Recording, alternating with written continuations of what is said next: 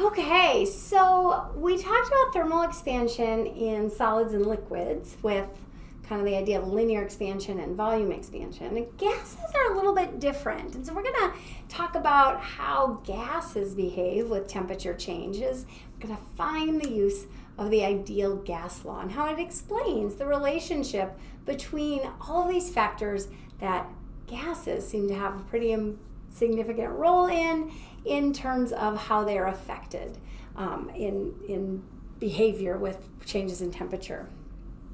So we know that gases expand to fill their container, and we know that if we were to heat up a gas, it would start to move faster and it would want to continue to expand.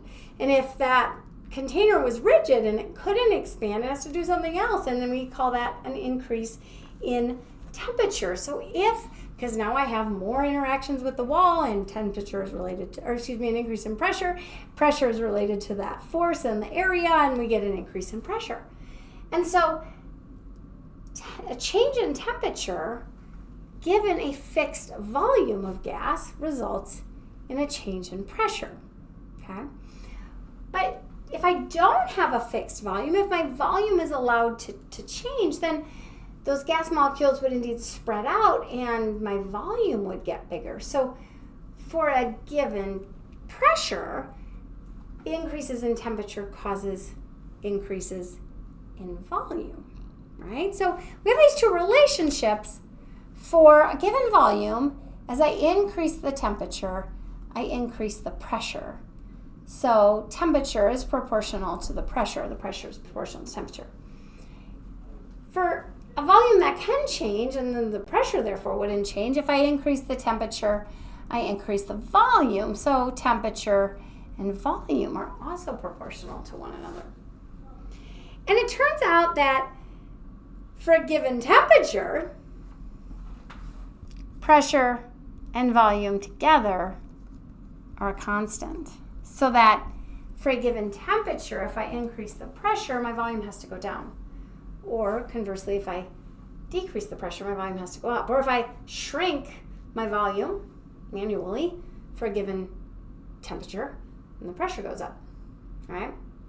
So these relationships were all recognized into a single law known as the ideal gas law.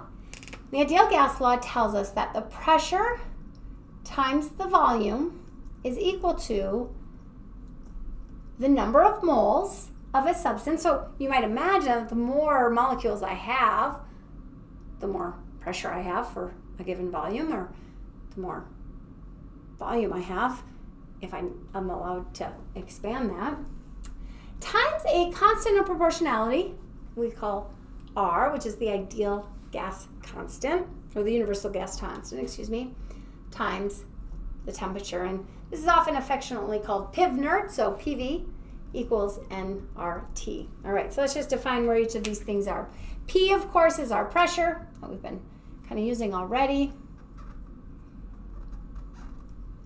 V is our volume. N is the number of moles. This is important. This is in moles. So the number of moles. Again, remember, moles, we use moles because we're talking about a lot of numbers here, right? Huge numbers. R is the universal gas constant.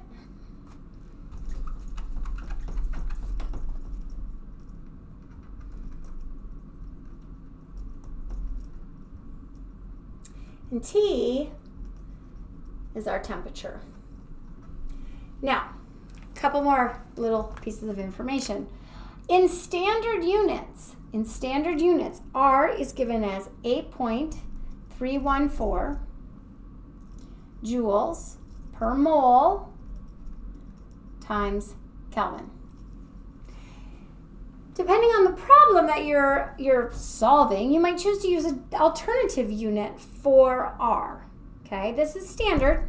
It's a standard unit, but alternatively, you might see R as 0.0821 liters times atmospheres over moles times Kelvin.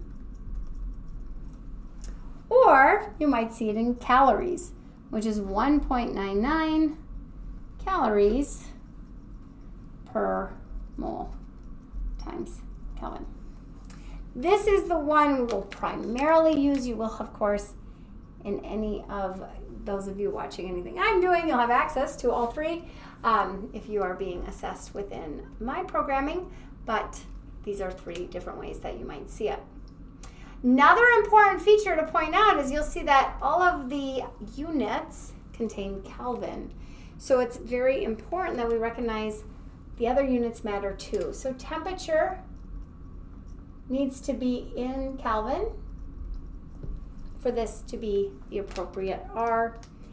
Pressure needs to be in absolute pressure, not gauge pressure. And remember, 1 atmosphere is equal to 1.013 times 10 to the 5th newtons per meter squared. Right, so that's our standard pressure, or 101.3 kilopascals. Remember, a pascal is a newton per meter squared. All right, so PivNerd is widely used. You probably have even seen it before, maybe in your high school chemistry class or maybe in your high school physics class. Pressure times volume, number of moles, times the universal gas constant, times the temperature. Right, we're going to do an example in another video. Good job in this quick introduction.